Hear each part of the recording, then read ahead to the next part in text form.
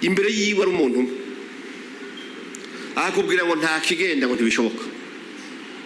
kandi izo sore ntazijya ngo azimare arabizi ko atabimara muga ntiyogo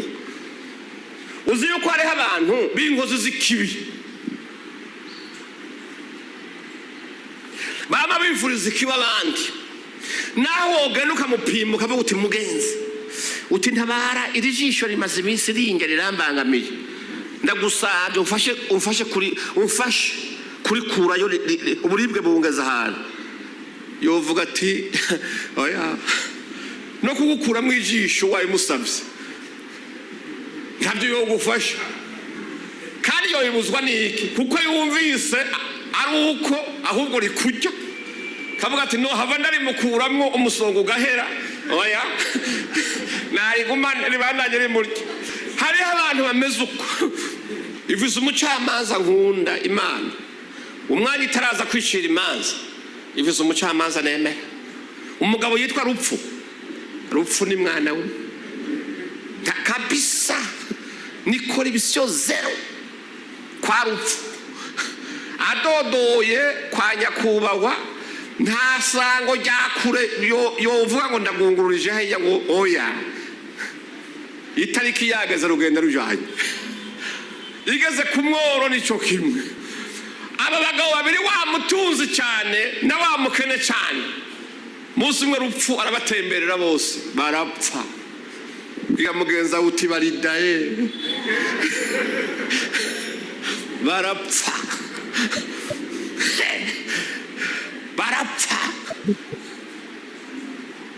mubwira uti barapfuye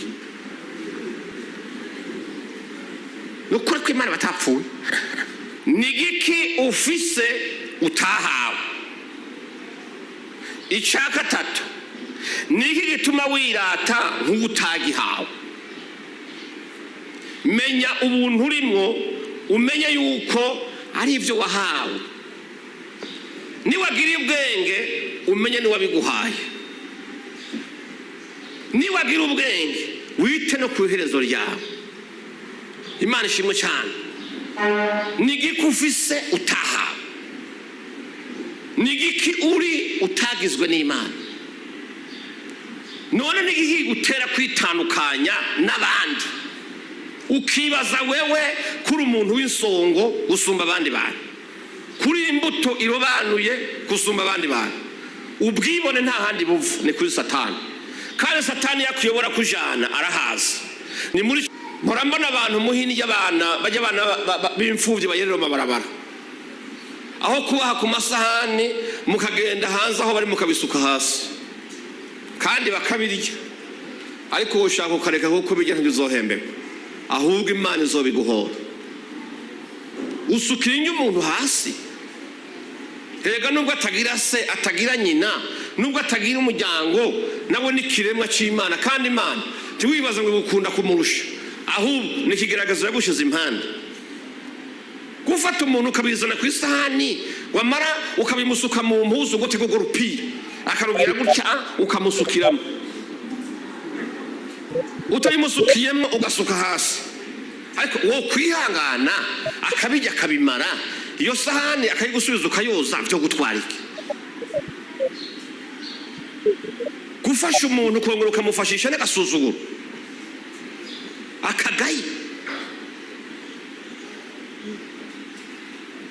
ukamuterera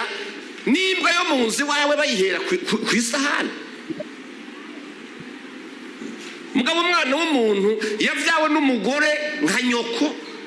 cyo kimwe mwavutse cyo kimwe ukamwima iteka n'agaciro ukamusukira hasi njya wamara ukamutekera n'ijambo ribi